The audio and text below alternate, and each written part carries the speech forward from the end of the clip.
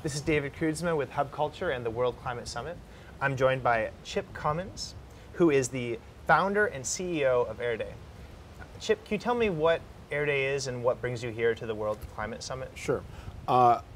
Air Day, or R Day, is an acronym that stands for American Renewable Energy Day, and that's an annual summit that I produce in Aspen, Colorado.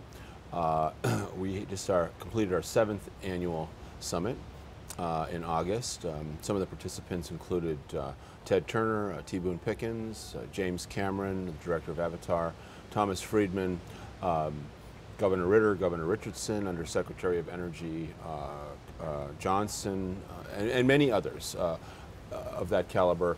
And basically, the mission of our day is to shine the spotlight on renewable energy as a practical solution to climate change, and particularly regarding America as the country that has simply the largest carbon footprint in the world. Even though we try to blame China for that now, the reality is that 4% of the world's population consumes 30% of the world's natural resources and emits 25% of the carbon.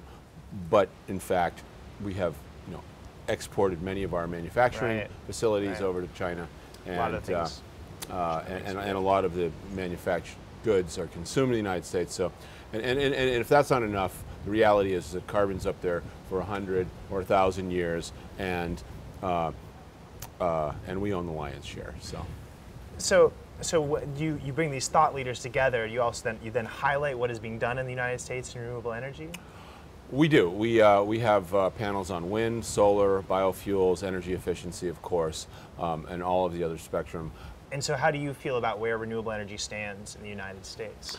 It's interesting. We are the most innovative country in the world, and we have basically created much of the renewable energy technology, but we haven't really done much with it. Unfortunately, wind and solar account for 1% of our energy mix at this point. 1 to 2%, and it's just not enough. It's not good enough. We have amazing resources, and we have to begin to develop those. China is outspending us right now 2 to 1 investing in renewable energy. Do you think we'll be able to close that gap? We're only going to close that gap if we have the political will to do so, and that means that we've got to have good government policies enacted that will give us a price signal for carbon. Now, we didn't do that when we had an opportunity with the energy bill, and it seems like it's going to be a long time in coming. Now, on the other side of that issue is the fact that the free markets and the private sector are moving independently of policy and legislation, because the fact of the matter is that it increases the bottom line of the companies. Thomas Friedman says the new color of red, white, and blue is green. I posit that the new color of green is black, as in the bottom line. Right. And that's the driver that's going to actually get the implementation. And do you think that's the driver only in specific industries, such as renewable energy or energy efficiency, that will definitely gain from solving climate change? Or do you think that's true across the entire economy? Well, look, I'm renewable energy focused. That's the sector that I live in. And that's what I look at. And in reality, the growth of energy, particularly renewables and energy efficiency, is really going to be pegged to the fact that you have dual revenue streams. In other words, you get to pay you get paid for the energy that you produce, but you also get to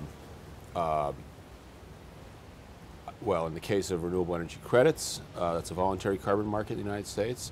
You can sell those there, but also and carbon offsets. But you take it outside the United States, and then you can utilize the framework of the Kyoto protocols.